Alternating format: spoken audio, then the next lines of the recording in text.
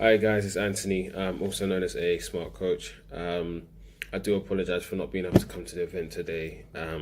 My sincerest apologies go out to Motti and everyone that organized the event.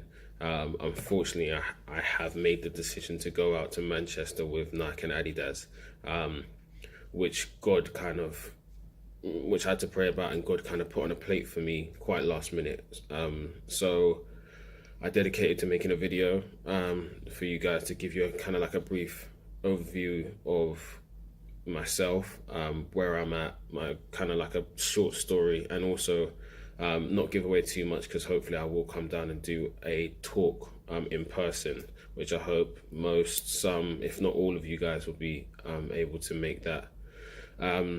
So yeah, just giving you guys a brief idea. I'm in the football industry. I coach academy players. I'm contracted by agents and parents sometimes and clubs to take care of individuals, coach them, and get them to the standard needed. So for example, I might be contracted to work with a 15 or 16-year-old for the year, get them their scholarship after, that's the aim, set targets, work with them on a weekly basis, or I might work with a someone who's already a scholar, under 18, who's trying to sign their pro for the year.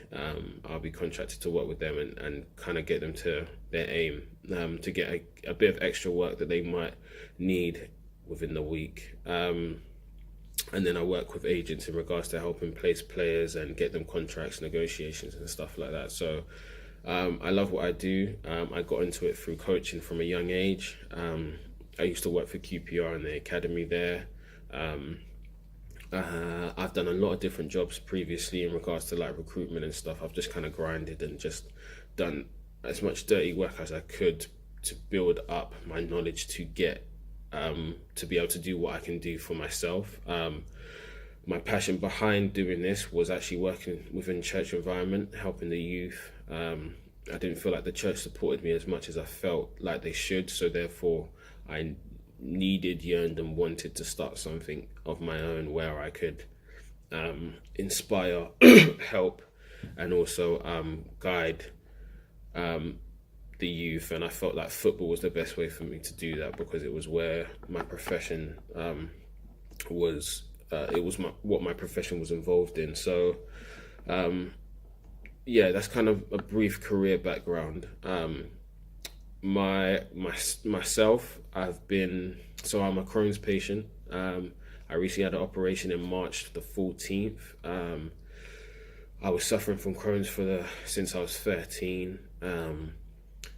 I never had it as bad as most people had, which was quite fortunate. God really took control of my life and used essentially Crohn's as a way of opening my eyes to things earlier on in life. I'm only 22, turning 23 in December.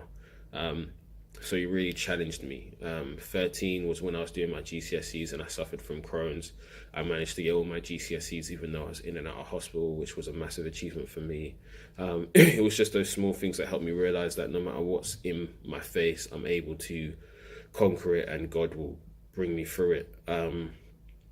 I was, so throughout, obviously from 13, having my operation very recently, that was probably the hardest thing I've ever had to do. Currently working for myself, I had to financially find ways of keeping myself stable, but at the same time healing myself through recovery from this operation. My operation was 9 hours. Before having the operation, they didn't really know how I was still alive, if I'm honest. My insides were all mashed up, to say the least. Basically, Crohn's, for those that might not know, is inflammation in your bowel, so your small intestine. And mine was so inflamed that it literally got stuck to my bladder, in which they had to detach it, repair it, so like stitch it up. I had a massive cut down the middle of my stomach, and I also have a stoma bag, so a bag that helps store feces, as beautiful as that sounds. But that's only temporary. But all of those things, trying to keep up an image, trying to be able to sustain a self-employed job, trying to stay as active and positive as possible, even though things weren't going as well as they should have been. In between those times, my dad also had a stroke, so I nearly lost my dad at the same time. So it was quite tough. That was the time of when I actually got diagnosed with Crohn's. At the same time, my dad had the stroke. At the same time, my brother fell ill as well. I think it was, I can't remember what it was exactly, but he fell ill as well. Obviously, he's fine now, but there was a lot of kicks in the stomach. But the one thing that those that know me very well is I'm not one to be very negative. Sounds very cliche, but negativity really doesn't ever filter into or through my skin. God has allowed me to protect myself with like a very positive mind, and the way I carry myself doesn't allow things to, get involved in what I'm doing, which is great. I mean, I can't thank God enough for being able to keep me on the straight and narrow, because there's a lot of times when I didn't want to think negative, but I did. There were times when I found it quite hard to push myself. There was times when I cried. There was times when I didn't.